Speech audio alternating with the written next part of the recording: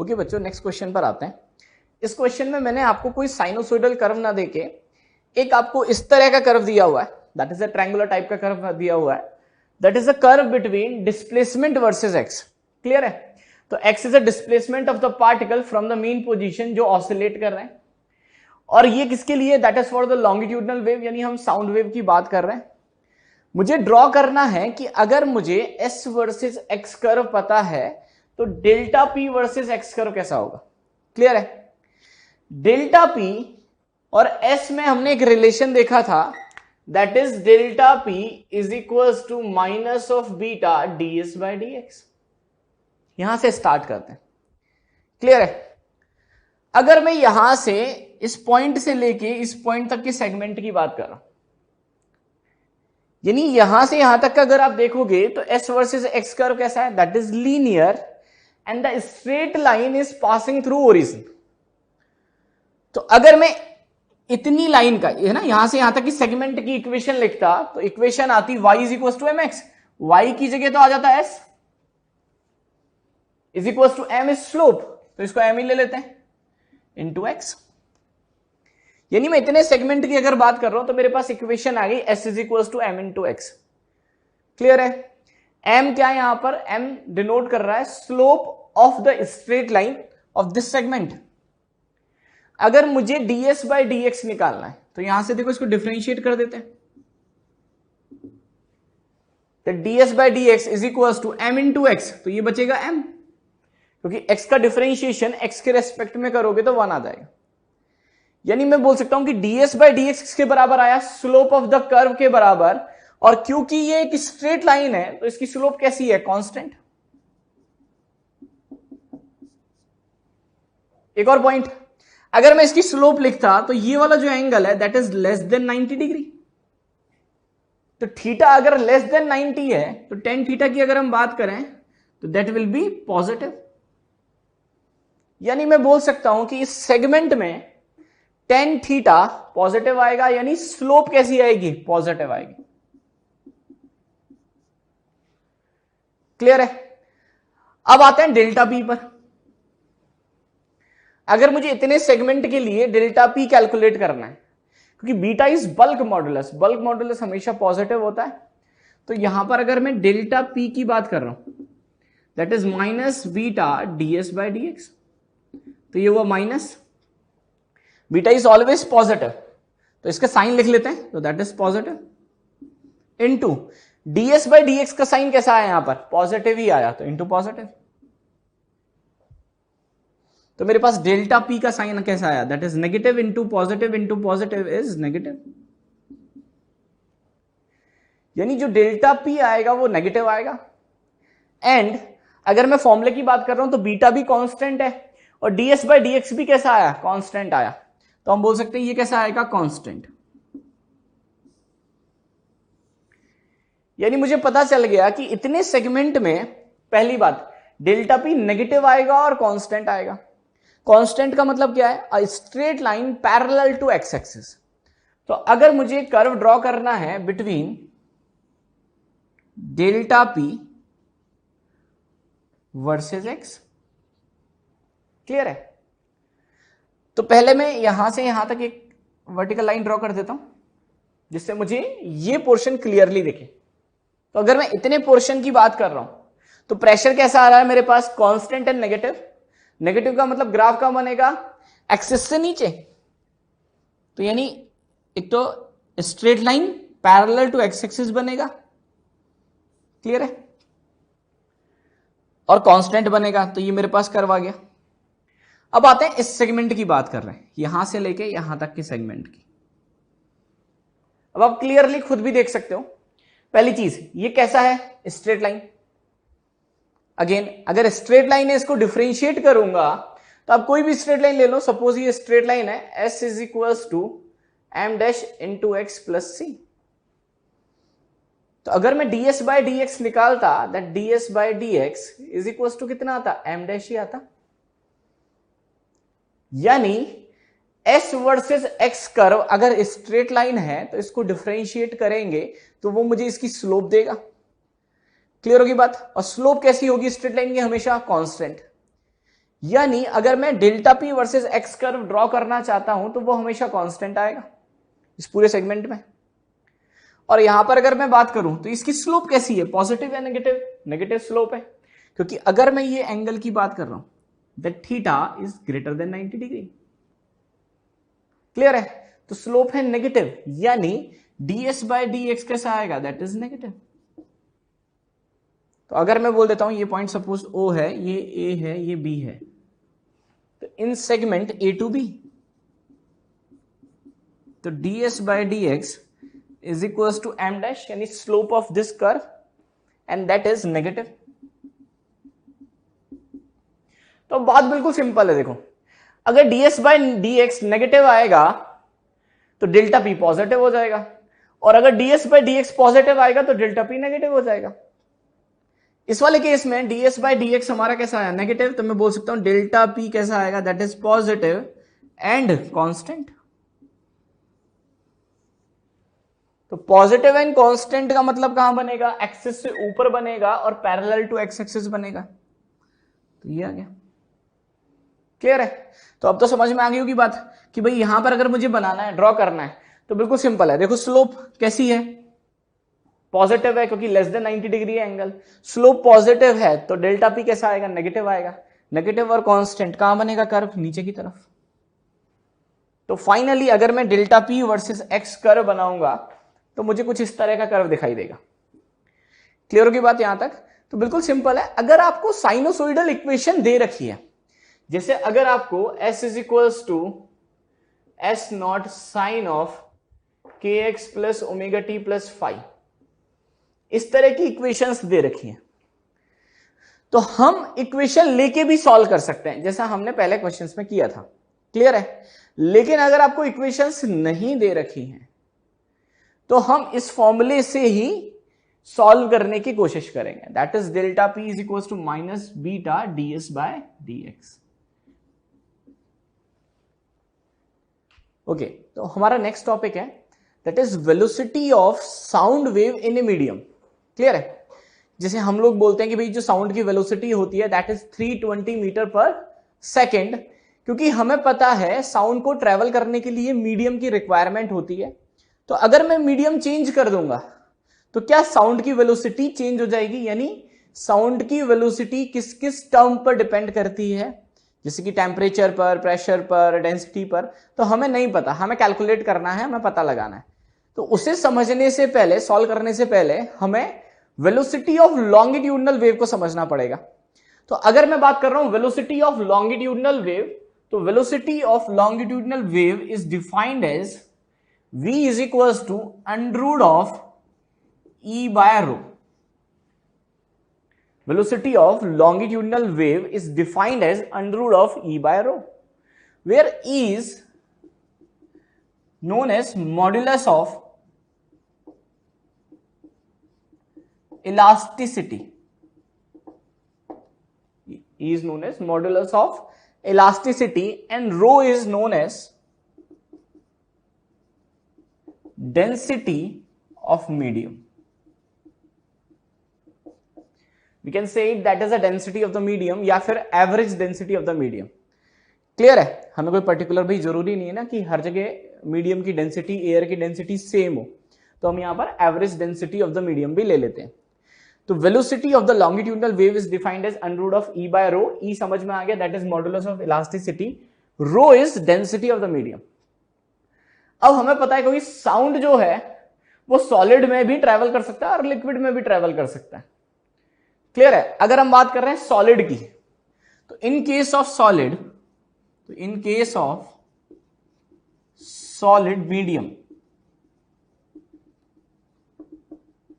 अगर मैं solid medium की बात कर रहा हूं, तो सॉलिड मीडियम में जो हम मॉडुलस ऑफ इलास्टिसिटी यूज करते हैं that is known as Young's modulus of elasticity. तो उस केस में वेलोसिटी ऑफ द साउंड हो जाएगा मेरे पास, या वेलोसिटी ऑफ लॉन्गिट्यूडनल वेव हो जाएगा v is equal to E की जगह मेरे पास आ जाएगा that is y, y is known as Young's modulus of elasticity divided by rho. तो यहां पर अगर हम बात कर रहे हैं that is y, y is Young's modulus of elasticity. Clear है बात यहां तक? तो ये तो बात हो गई सॉलिड की। अगर सेम मैं लॉन्गिट्यूडनल वेव के लिए बात कर रहा हूं कि अगर मीडियम मेरा कैसा है, लिक्विड है, तो इन केस ऑफ गैसेस और liquid, in case of gases और लिक्विड, तो हम बोल सकते हैं लॉन्गिट्यूडनल वेव के लिए जो वेलोसिटी आएगी that v is equals to under of beta by rho. Clear है? उस केस में हम जो मॉड्यूलस ऑफ इलास्टिसिटी यूज करते हैं that is not Young's modulus, उस केस में हम कौन सा यूज करते हैं, that is bulk modulus of elasticity. तो where beta is bulk modulus of elasticity, and इसका मतलब तो वही यूजुअल है, that is rho is density of the medium.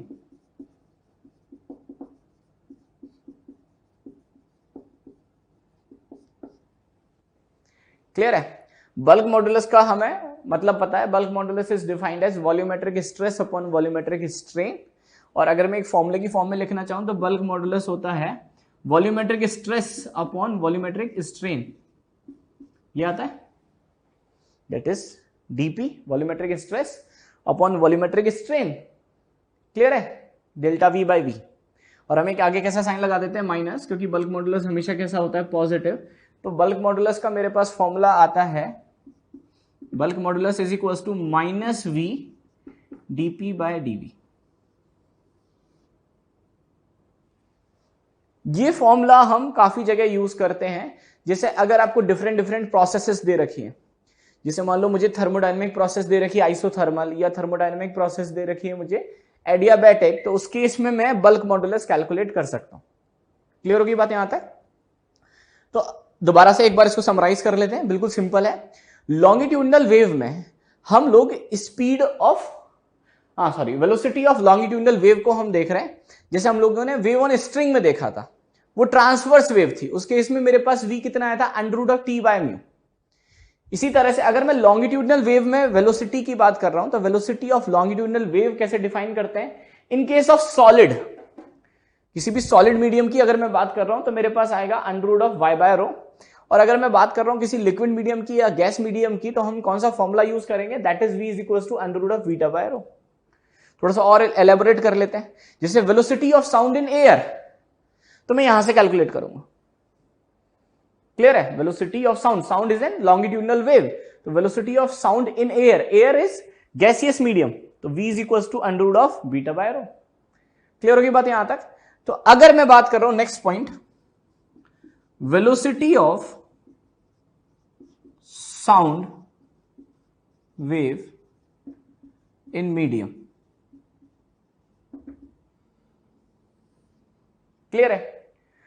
तो इसमें सबसे पहले जो फॉर्मूला आया that is known as Newton's formula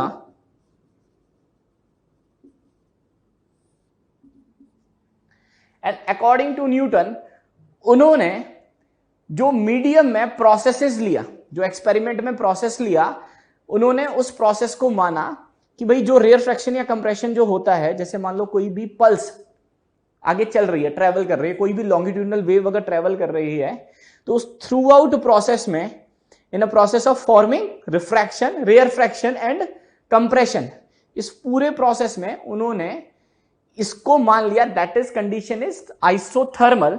तो फॉर आइसोथर्मल प्रोसेस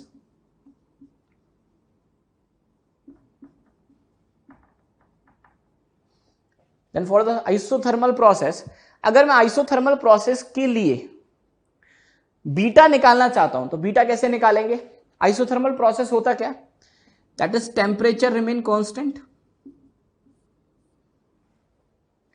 तो by the PV is equals to nRT, मैं बोल सकता हूं एन नंबर ऑफ मोल्स, ये कांस्टेंट है, अगर आर इज गैस कांस्टेंट, ये कांस्टेंट होता है, अगर टेम्परेचर भी कांस्टेंट हो गया, इसका मतलब पी इंटू वी कैसा होगा, कांस्टेंट। बल्क मॉडुलस के लिए मुझे क्या क्या चीज चाहिए, that is DP by DV. अगर मैं किसी भी तरह से डीपी बाय डीवी निकाल दूं और उसको यहां पुट कर दूं तो मेरे पास बल्क मॉडुलस आ जाएगा। तो यहां से निकालते हैं, डीपी बाय डीवी कैसे निकालेंगे, प्रेशर को वॉल्यूम के रेस्पेक्ट में डिफरेंशिएट कर देते हैं। तो डिफरेंशिएट कैसे होगा? अगर मुझे डिफरेंशिएट करना है तो देखो ये x into Y is equal to constant, इस तरह का u into V is equal to constant, तो प्रोडक्ट रूल लगेगा, पहले को कांस्टेंट मानो दूसरे को डिफरेंशिएट करो, प्लस दूसरे को कांस्टेंट मानो पहले को डिफरेंशिएट करो। क्लियर है? तो अप्लाई करते हैं, पहले को कांस्टेंट तो प्रेशर को कांस्टेंट लिया, हम किसके रेस्पेक्ट में डिफरेंशिएट कर रहे हैं? वॉल्यूम के रेस्पेक्ट में, तो प्रेशर को कांस्टेंट रखा, v को v के रेस्पेक्ट में डिफरेंशिएट करूंगा तो 1 आएगा, प्लस अब वॉल्यूम को कांस्टेंट रखा, प्रेशर को v के रेस्पेक्ट में डिफरेंशिएट करूंगा तो dp बाय dv आएगा, इज इक्वल टू कांस्टेंट का डिफरेंशिएशन 0 आएगा। तो यहां से अगर मैं dp बाय dv निकालूं, the dp by dv is equal to, निकाल सकते हैं ना, दैट इज माइनस का p बाय v, और अगर मेरे पास dp बाय dv आ गया, इसको मैं यहां रख दूं, तो देखो बल्क मॉडुलस कितना आता है, beta is equal to minus v into dp by dv is minus of p by v, v से v कैंसिल आउट हो गया, माइनस माइनस प्लस हो गया, तो that is equal to p। यानी जब बाय द एक्सपेरिमेंट न्यूटन ने velocity of sound का फॉर्मूला डिफाइन किया, तो उस केस में उन्होंने जो कंप्लीट प्रोसेस था that is taken as isothermal, और आइसोथर्मल के लिए जो मेरे पास बीटा आया दैट इज p। यहां से जब हम कैलकुलेट करेंगे फॉर्मूले को, तो मेरे पास v इज इक्वल टू कितना आएगा, under root of beta by rho, beta की जगह हम क्या रख देते हैं, that is the value of beta किसके बराबर आ रही है, p के बराबर, तो under root of p by rho. Clear है? तो फाइनली यहां से मेरे पास फॉर्मूला आया कि velocity of sound in any medium is equal to under root of p by rho, p is pressure by rho is density, तो that is a ratio of p pressure versus upon density, इसका under root. Okay, तो finally हमारे पास formula आया v is equal to under root of p by rho. यहां से एक बार velocity of sound in air calculate करने की कोशिश करते हैं, तो मेरे पास v is equal to under root of that is p by rho, ये फॉर्मूला आया। अगर हम प्रेशर की बात कर रहे हैं एयर के, एटमॉस्फेरिक प्रेशर, तो atmospheric pressure is equal to होता है 1.01325 into 10⁵ newton per metre square. Rho is density of the air and that is equals to 1.2 kg per meter cube। Clear है? तो हमने क्या किया, अगर ये मेरे पास फॉर्मूला आ गया, यहां से अगर मैं velocity of sound in air calculate कर रहा हूं, तो मुझे इन वैल्यूज को इस फॉर्मूले में रखना पड़ेगा। पुट करते हैं, तो v is equal to under root of 1.01325 into 10⁵ divided by 1.2। यहां से जब हम कैलकुलेट करते हैं तो ये मेरे पास आता है 289.17 अप्रोक्सीमेट मीटर पर सेकेंड। यानी अगर मैं बात कर रहा हूं तो मेरे पास velocity of sound in air आ रहा है that is 289 approx 290 metre per second. लेकिन बाय द अदर एक्सपेरिमेंट जब हम वेलोसिटी ऑफ साउंड कैलकुलेट करते हैं तो हमारे पास जो वैल्यू आती है that is approx 320 metre per second के बराबर है।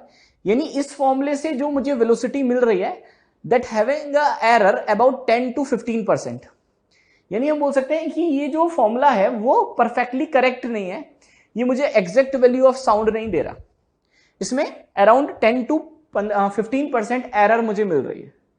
तो बाद में क्या हुआ, लाप्लास ने, एक दूसरे साइंटिस्ट आए, लाप्लास ने ये हमें सजेस्ट किया कि जो फॉर्मेशन ऑफ रेयर फ्रैक्शन और कंप्रेशन होता है due to oscillation of the particles in longitudinal wave that is very fast. बता रही समझ में कि भाई हम ये बोल रहे हैं कि लॉन्गिट्यूडनल वेव में पार्टिकल्स अपनी मीन पोजीशन के अबाउट ऑसिलेट करते हैं, उनके ऑसिलेशन की वजह से किसी पर्टिकुलर पॉइंट पर प्रेशर बहुत बढ़ जाता है that is known as compression, किसी पर्टिकुलर पॉइंट पर प्रेशर बहुत कम हो जाता है that is known as rarefaction. तो जो कंप्रेशन और रेयर फ्रैक्शन बन रहे हैं due to oscillation of the particles in longitudinal wave, that process is very fast. तो लॉन्गिट्यूडनल वेव का जो प्रोपगेशन होता है वो एडियाबैटिक होता है, ना कि आइसोथर्मल। तो लाप्लास ने ये सजेस्ट किया कि that propagation of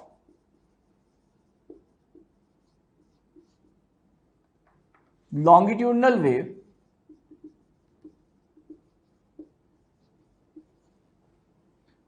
is an adiabatic process.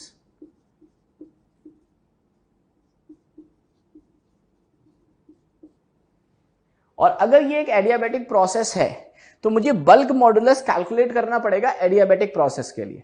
Adiabatic process होती क्या है? That is P V to the power gamma is equals to constant. Gamma is known as adiabatic constant, that is Cp by Cv, and gamma is known as adiabatic constant.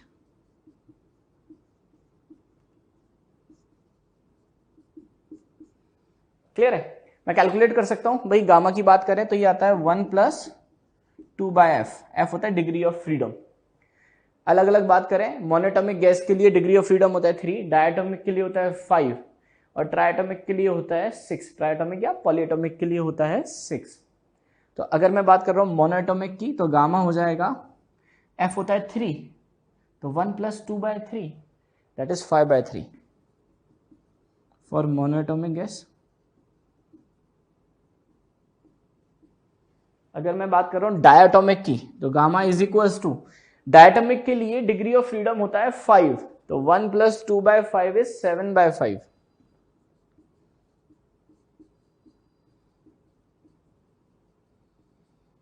और अगर मैं बात कर रहा हूं पॉलीएटॉमिक के लिए तो उसके लिए डिग्री ऑफ फ्रीडम हम लेते हैं 6। 2 by 6 is 1 by 3, 1 plus 1 by 3 is 4 by 3 तो गामा आ जाता है मेरे पास that is 4 by 3 for polyatomic. Clear है? तो गामा की value for the monoatomic gas molecule की बात कर रहे हैं दैट इज 5 बाय 3, डायटोमिक की बात करेंगे 7 बाय 5 और अगर मैं पॉलीएटॉमिक की बात करूंगा दैट इज 4 बाय 3। आगे जाके हम लोग थर्मोडायनेमिक्स में भी इस चीज को बहुत अच्छे से पढ़ते हैं। अगर हमें नहीं पता है तो मैंने इसलिए लिख दिया। दोबारा से अपनी कहानी पर वापस आते हैं। सबसे पहले हमने कैसे कैलकुलेट किया? हमने सबसे पहले लॉन्गिट्यूडनल वेव देखा। लॉन्गिट्यूडनल वेव, क्योंकि हम बात कर रहे हैं, अगर मान लो साउंड की भी बात कर रहा हूं तो वो सॉलिड में भी ट्रेवल कर सकता है, वो लिक्विड या गैसेस में भी ट्रेवल कर सकता है। फॉर द सॉलिड हमारे पास फॉर्मूला आएगा under root of y by rho, y is Young's modulus, और फॉर द गैसेस की बात करूंगा तो under root of beta by rho. फिर न्यूटन ने क्या सजेस्ट किया? उन्होंने सजेस्ट किया कि that complete process is isothermal, और वहां से हमारे पास फॉर्मूला आया v is equals to under root of p by rho. फिर हमने वैल्यूज को पुट किया, हमने कैलकुलेट किया, तो हमारे पास जो approx velocity I that speed of the sound in air is equals to 289.17 metre per second. तो हमें पता चला कि ये मुझे एग्जैक्ट वेलोसिटी नहीं दे रहा है, एग्जैक्ट स्पीड ऑफ साउंड नहीं दे रहा है। बाद में लाप्लास ने ये सजेस्ट किया कि यहां से हम जो प्रोसेस ले रहे हैं दैट आइसोथर्मल, जो रेयर फ्रैक्शन और कंप्रेशन बनते हैं that is a very fast process, तो हमें कंप्लीट प्रोपगेशन को आइसोथर्मल ना लेके एडियाबैटिक लेना पड़ेगा। तो मैं वेलोसिटी ऑफ साउंड तो उसी फॉर्मूले से निकालूंगा। क्लियर है? फर्क किसका पड़ेगा कि बीटा मुझे निकालना पड़ेगा अब एडियाबैटिक प्रोसेस के लिए, और बीटा के लिए मैंने आपको तरीका बता रखा है कि आप बस डीपी बाई डीवी निकाल लो किसी भी तरीके से, इधर पुट कर दो कि बीटा आ जाएगा। तो यहां से निकालते हैं। किसके रेस्पेक्ट में डिफरेंशिएट करें? वॉल्यूम के रेस्पेक्ट में, तो इसको डिफरेंशिएट करते हैं। सेम ये भी प्रोडक्ट रूल से डिफरेंशिएट होगा। पहले p को कांस्टेंट रख दें, फिर v का डिफरेंशिएशन करेंगे तो v to the power gamma का डिफरेंशिएशन होगा gamma v to the power gamma -1। Clear है? वॉल्यूम के रेस्पेक्ट में कर रहा है तो p कांस्टेंट और इसका वॉल्यूम के रेस्पेक्ट में डिफरेंशिएशन होगा gamma v to the power gamma -1 plus, अब v to the power gamma को कांस्टेंट रख देते हैं, p का डिफरेंशिएशन वॉल्यूम के रेस्पेक्ट में होगा dp बाई dv और कांस्टेंट का डिफरेंशिएशन 0। बिल्कुल सिंपल है। क्या बाहर आ जाएगा? v to the power gamma -1 common आ जाएगा। देखो तो v to the power gamma -1 common ले लें, तो यहां पर तो बच्चा गामा इंटू पी, यहां पर v to the power gamma था, गामा -1 मैंने बाहर निकाल लिया तो एक v बच गया, तो plus v into D P by D V is equals to 0। यहां से अगर मैं D P by D V calculate कर रहा हूं तो that is minus of gamma P by V. Clear हो रही बात? तो ये अगर मेरे पास आ गया तो मैं कैलकुलेट कर सकता हूं, इस वैल्यू को हम यहां पर पुट कर देते हैं। ओके, तो फाइनली हमारे पास dp बाय dv आ गया for an adiabatic process that is minus gamma p by v। अगर मैं बल्क मॉडुलस की बात कर रहा हूं, बीटा इज इक्वल टू होता है माइनस का v dp बाय dv। तो minus v into dp by dv को मैं लिख सकता हूं minus gamma p by v, that is minus gamma p by v। v से v cancel out, minus minus plus, तो फाइनली बचा गामा इंटू पी। क्लियर है? गामा की वैल्यू मैंने लिख दी है कि अगर मोनोटोमिक गैस होगी, गैस मॉलिक्यूल होगा, तो gamma is will be equal to 5/3। 5/3 की अगर हम बात करें दैट इज 1.67। अगर मैं डायटोमिक की बात कर रहा हूं that is 7/5, that is equal to 1.4। और अगर मैं बात कर रहा हूं पॉलीएटॉमिक की, गामा इज 4/3, दैट इज 1.33। जैसे अगर मान लो मैं ऑक्सीजन की बात कर रहा हूं, मैंने मीडियम ऑक्सीजन ले लिया, ऑक्सीजन की बात कर रहे हैं O2 कैसा है, डायटोमिक, तो मुझे कितना यूज करना पड़ेगा, गामा 7/5 यहां पर यूज करना पड़ेगा। क्लियर होगी बात यहां तक? अगर मैं हीलियम गैस की बात करता कि मान लो अगर मैं velocity of sound in helium gas बात कर रहा हूं तो दैट इज मोनोएटॉमिक, और मोनोएटॉमिक है तो मुझे गामा कितना यूज करना पड़ेगा, 1.67। तो इस तरह से हम कैलकुलेट करेंगे। तो मेरे पास अभी बल्क मॉडुलस आया है, मुझे वेलोसिटी ऑफ साउंड निकालना है, तो फॉर्मूला कितना यूज करूंगा, that v is equal to under of gamma p by rho. v is equal to under of gamma p by rho. ऐसा क्यों? क्योंकि v इज इक्वल टू कितना आया था मेरे पास, v is equal to under of beta by rho आया था भाई, यही फॉर्मूला था ना, velocity of sound in any medium is v is equal to under of beta by rho. और पहले हमने कौन सा फॉर्मूला ले लिया था, हमने बोल लिया था कि भाई आइसोथर्मल प्रोसेस है तो बीटा की जगह p आ जाएगा, लेकिन एक्चुअली वो प्रोसेस आइसोथर्मल ना होके एडियाबैटिक होती है, तो बीटा की जगह कितना आएगा, under of, that is under of, यहां पर आ जाएगा गामा p बाय रो। तो फाइनली हमारे पास जो velocity of sound in any medium का फॉर्मूला आएगा वो आएगा v is equal to under of gamma p by rho. Clear है? तो हम बोल सकते हैं that is the Newton's formula after Laplace correction. v is denote velocity of sound,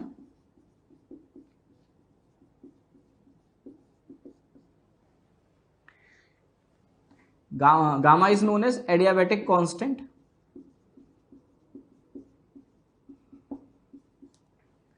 P is known as pressure and rho is density of the medium.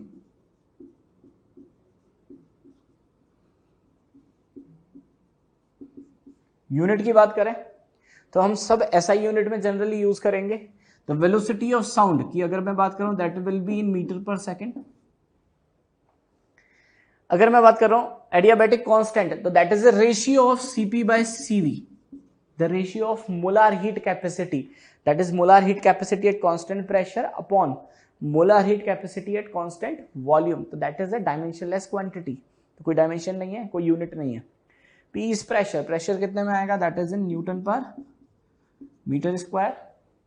और अगर मैं बात कर रहा हूं डेंसिटी ऑफ द मीडियम की तो that is kg पर मीटर क्यूब। क्लियर होगी बात यहां तक? अब थोड़ा सा और आगे चलते हैं। फाइनली मेरे पास जो फाइनल फॉर्मूला आया that v is equal to under of gamma p by rho. अब मैं इसको थोड़ा सा और चेंज कर सकता हूं, p is pressure, rho is density, तो by the ideal gas equation मैं लिख सकता हूं क्या, pv is equal to nRT। Clear है?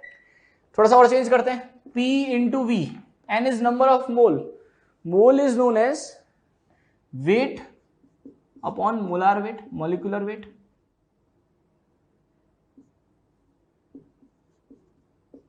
Into R into T. और यहां से अगर मैं P इंटू मॉलिकुलर वेट, इसको m मान लेते हैं, इज इक्वल्स टू, तो मॉलिकुलर वेट को मैंने कैपिटल M मान लिया, इसको स्मॉल m ले लेता हूं, that is small m by v into R T, ये बन जाएगा, that is small m capital M, तो कैपिटल M को इधर ले गए, तो P M is equals to small m by v into R T, तो that is known as density. तो अगर मैं यहां पे बात करूं तो मेरे पास आएगा P M is equals to rho R T, और यहां से अगर मैं P बाय रो निकालूंगा that is R T by M, तो मैं P बाय रो को रिप्लेस कर सकता हूं यहां पर। तो फाइनली मेरे पास जो वेलोसिटी ऑफ साउंड का फॉर्मूला आया that V is equals to under root of gamma P by rho, या फिर मैं लिख सकता हूं under root of gamma P by rho की जगह मैं लिख सकता हूं that is R T by M.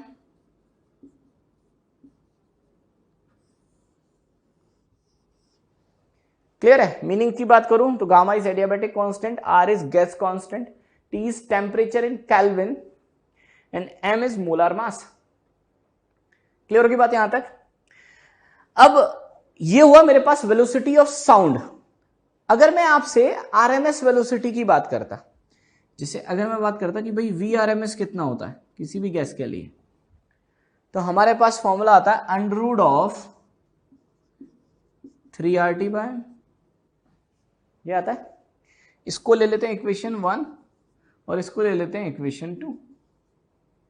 अगर मैं इक्वेशन 1 को 2 से डिवाइड करूं, दिस डिवाइडेड बाय दिस, तो that is a velocity of sound upon velocity VRMS। तो velocity of sound upon VRMS, इनमें रिलेशन क्या आएगा?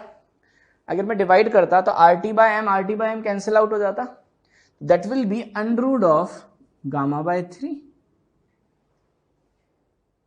तो मेरे पास एक रिलेशन आ जाता कि velocity of sound will be is equals to under root of gamma by 3 into VRMS। Clear होगी बात यहां तक? तो फाइनली हम जो फॉर्मूला यूज करेंगे वो हम ये वाला फॉर्मूला यूज करेंगे, इस फॉर्मूले को यूज करेंगे। क्लियर है? हम P बाय रो यूज नहीं करेंगे, हम under root of gamma P by rho use करेंगे। तो that is V is equals to under root of gamma P by rho, either we can say that is under root of gamma RT by M, या फिर हम relation निकाल सकते हैं for an particular gas in between velocity of sound and velocity RMS velocity, that the velocity of sound is equals to under root of gamma by 3 into VRMS. Okay, तो finally हमारे पास जो formula आया था that V is equals to under root of gamma RT by M. Clear है? अब मैंने यहां पर एक पॉइंट लिखा है कि एट ए पर्टिकुलर टेम्परेचर, यानी अगर मैं टेम्परेचर को फिक्स कर देता हूं for an constant temperature, there is no change in velocity of sound of changing pressure। यानी अगर मैं टेम्परेचर कांस्टेंट कर देता हूं तो आइदर मैं प्रेशर बढ़ाऊं या कम करूं, वेलोसिटी ऑफ साउंड पर कोई इफेक्ट नहीं आता। हम इसको बिल्कुल सिंपल आइडियल गैस इक्वेशन से देख सकते हैं कि by the ideal gas equation PV is equals to nRT। अभी हमने फॉर्मूला निकाला that is PM is equals to rho RT, ऐसे भी लिख सकते हैं। तो अगर टेम्परेचर कांस्टेंट है तो बाकी सब टर्म्स को इधर ले जाते हैं, that is P by M divided by rho, या फिर ऐसे लिख देते हैं P by rho is equals to RT by M। Clear है? That P by rho is equals to RT by M। अगर टेम्परेचर कांस्टेंट है, if the temperature is constant, तो देखो टेम्परेचर कांस्टेंट है, R is an gas constant, तो ये constant value है, and for a particular gas ये भी कांस्टेंट रहेगा। तो हम बोल सकते हैं for constant temperature this complete term is constant. तो मैं ये बोल सकता हूं क्या कि अगर मैंने टेम्परेचर को कांस्टेंट कर दिया तो P बाय रो का रेशियो भी कांस्टेंट हो जाएगा, then the ratio of P by rho is also constant. मान लेते हैं दैट कांस्टेंट इज K, इसको इधर ले गए तो मैं बोल सकता हूं क्या P is equal to K into rho. तो अगर मैं प्रेशर को बढ़ाऊंगा तो डेंसिटी भी उसी एस्पेक्ट में इंक्रीज हो जाएगी। क्लियर है? तो अगर देखो मैंने टेम्परेचर को कांस्टेंट रखा हुआ है एंड मैं प्रेशर बढ़ा रहा हूं, तो प्रेशर बढ़ा रहा हूं तो डेंसिटी भी बढ़ जाएगी और उसी एस्पेक्ट में बढ़ेगी, जिससे इसका रेशियो थ्रू आउट कैसा रहेगा? कांस्टेंट। और यहां पे आपको दिख रहा होगा कि V को हम कैसे डिफाइन करते हैं? Under of gamma P by rho. तो अगर मेरा टेम्परेचर कांस्टेंट है तो मैं चाहे प्रेशर बढ़ाऊं या कम करूं, P बाय रो का रेशियो तो हमेशा कैसा रहेगा? That is constant. और P बाय रो का रेशियो अगर कांस्टेंट है तो हम बोल सकते हैं वेलोसिटी ऑफ साउंड भी कैसा रहेगा? कांस्टेंट रहेगा, उसमें कोई चेंज नहीं आएगा। तो बिल्कुल सिंपल सा पॉइंट है कि एट ए पर्टिकुलर टेम्परेचर, यानी अगर टेम्परेचर फिक्स है तो हम चाहे प्रेशर वेरिएशन करें but there will be no change in velocity of sound of changing pressure. Clear होगी बात यहां तक? तो एक ये पॉइंट डिस्कस करना था। एक और पॉइंट हम बोल सकते हैं कि that velocity of sound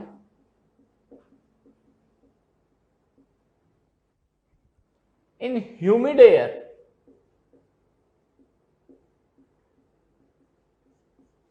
the velocity of sound in humid air is greater than velocity of sound in dry air। ये नहीं बोल सकते ह्यूमिड एयर में या ह्यूमिड मीडियम में वेलोसिटी ऑफ साउंड ज्यादा होता है from the velocity of sound in dry air. इसका रीजन क्या है? हम बोल सकते हैं कि वेलोसिटी, अगर मैं बोल रहा हूं under root of gamma P by rho, तो velocity inversely proportional to under root of rho, यानी डेंसिटी के इनवर्सली प्रोपोर्शनल होगा, क्योंकि डेंसिटी ऑफ ह्यूमिड एयर ये कम होती है डेंसिटी ऑफ ड्राई एयर से।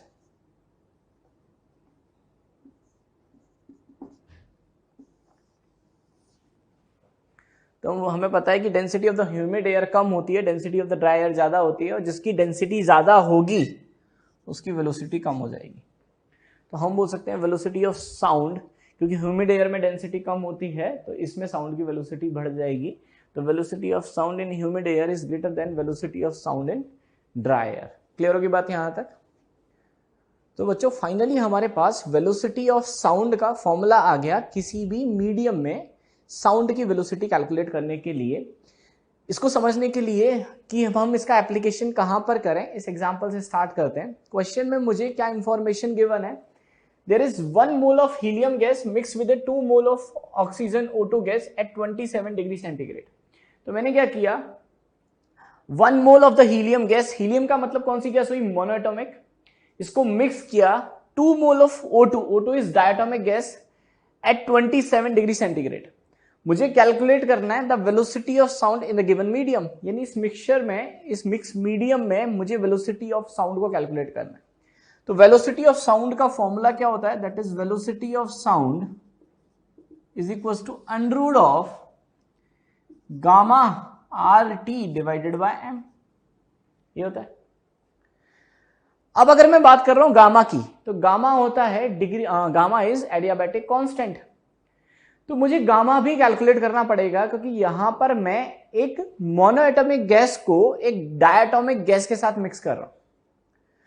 अगर मैं बात करता हूं गामा की, तो गामा का मेरे पास फॉर्मूला होता है gamma is equal to 1 + 2 by F. F होता है डिग्री ऑफ फ्रीडम। लेकिन यहां पे दो अलग अलग गैस हैं, एक का डिग्री ऑफ फ्रीडम है 3, दैट इज मोनोएटॉमिक, एक का डिग्री ऑफ फ्रीडम है 5, दैट इज डायटोमिक। दोनों को मिक्स कर रहा हूं, तो मेरे पास यहां पर जो F आएगा ना वो 3 आएगा ना वो 5 आएगा। मुझे कैलकुलेट करना पड़ेगा, that is F of mixture. तो अगर मैं यहां पे F ऑफ मिक्सचर यूज कर रहा हूं, यानी इस मिक्स मीडियम का डिग्री ऑफ फ्रीडम, तो मुझे यहां पर जो गामा मिलेगा that is gamma of mixture. अब F कैलकुलेट करते हैं। F ऑफ मिक्सचर का फॉर्मूला होता है हमारे पास, that is N1F1 plus N2F2 upon N1 plus N2। N1 is number of mole of the first gas, F1 is degree of freedom of that gas, plus N2 is number of mole of the second gas, F2 is degree of freedom of that second gas divided by total number of mole।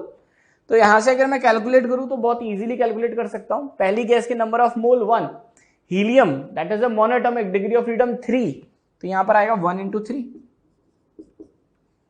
Plus N2 की बात कर रहे हैं तो ये आ जाएगा 2, degree of freedom is 5, clear है, that is 5 divided by N1 plus N2 is 1 plus 2,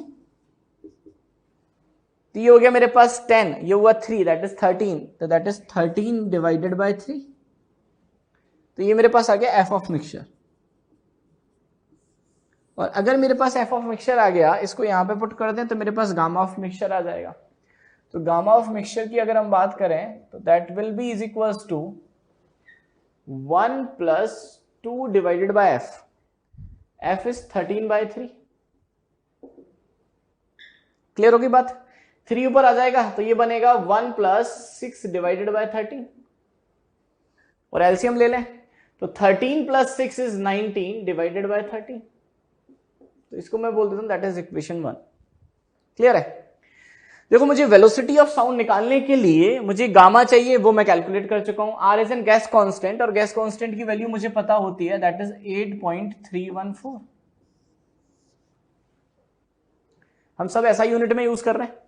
T की बात कर रहे हैं, T is temperature in kelvin, तो 27 डिग्री सेंटीग्रेड है, इसको केल्विन में कन्वर्ट कर सकता हूं, तो T is equal to 273 plus 27, तो दैट इज 300 केल्विन, ये भी आ गया। अब एक टर्म बची that is M, capital M, molar mass. Molar mass कैसे कैलकुलेट करें, यहां पर मुझे एवरेज मोलर मास कैलकुलेट करना पड़ेगा, तो वो कैसे कैलकुलेट करेंगे, that is average molar mass या molar mass of the mixture is equals to again that is N1 M1 plus N2 M2 upon N1 plus N2। N1 is number of mole of the first gas, M1 पहली gas का molar mass, तो अगर मैं N1 की बात करूंगा that is 1 into पहली gas के अगर मोलर मास की बात कर रहे हैं तो हम बात कर रहे हैं हीलियम की, हीलियम के लिए कितना होता है दैट इज 4 प्लस N2 दूसरी गैस पर आते हैं, उसके नंबर ऑफ मोल्स कितने थे 2 इंटू M2 उसका मोलर मास, ऑक्सीजन का मोलर मास हो जाएगा 32, that is 32 divided by number of mole that is 1 plus 2, तो ये हुआ मेरे पास 64, 64 plus 4 is 68 divided by 3, clear है। तो देखो सारी वैल्यूज मैंने कैलकुलेट कर ली, मैंने गामा ऑफ मिक्सचर कैलकुलेट कर लिया, गैस कांस्टेंट मुझे पता होता है, टेम्परेचर इज इन केल्विन मैंने कैलकुलेट कर लिया, और मास मोलर मास एवरेज क्योंकि मिक्सचर का चाहिए तो वो हम कैलकुलेट कर चुके हैं। फाइनली सारी वैल्यूज को यहां पे पुट कर देते हैं, तो v is equals to under root of gamma of the mixture is 19/13 gamma, r is 8.314, अगर बात करूं t की तो t मेरे पास आया दैट इज 300 डिवाइडेड बाय, अगर मैं बात कर रहा हूं m की तो ये मेरे पास आ गया 68/3, लेकिन हम इसको किस में लेते हैं, kg में लेते हैं, यहां से मेरे पास किस में आएगा, ग्राम में आएगा, तो इंटू 10⁻³ kg, क्लियर होगी बात। भाई हम जो लेते हैं ना, अगर मैं हीलियम की बात कर रहा हूं तो ये दैट इज 4 ग्राम, मुझे केजी में कन्वर्ट करना पड़ेगा तो केजी में कन्वर्ट कर देते हैं, तो ये फाइनली ग्राम में आया हमारे पास, और यहां से हमने इसको केजी में कन्वर्ट कर दिया, तो यहां पे पुट करेंगे that is 68 divided by 3 into 10⁻³ clear होगी बात। तो यहां से कैलकुलेट करेंगे तो मेरे पास velocity of the sound for the given medium आ जाएगा इन मीटर पर सेकेंड, तो this will be the final answer. Okay, next illustration पर आता है। क्वेश्चन में हमें कौन कौन सी इंफॉर्मेशन प्रोवाइडेड है, दैट इज VRMS यानी RMS velocity of O2 gas at a particular temperature is 100 meter per second, तो किसी भी पर्टिकुलर टेम्परेचर, इन टेम्परेचर को मैंने कांस्टेंट कर दिया एंड एट दैट टेम्परेचर तो VRMS O2 गिवन है मुझे that is 100 meter per second. मुझे कैलकुलेट करना है find out the velocity of sound in helium gas at that temperature, clear है। तो पहले काम करते हैं, VRMS ऑफ O2 अगर मुझे पता है तो क्या मैं कैलकुलेट कर सकता हूं velocity of sound in O2 medium. क्योंकि हमने एक फॉर्मूला लिखा था velocity of sound is equals to under root of gamma by 3 velocity of या आरएमएस वेलोसिटी।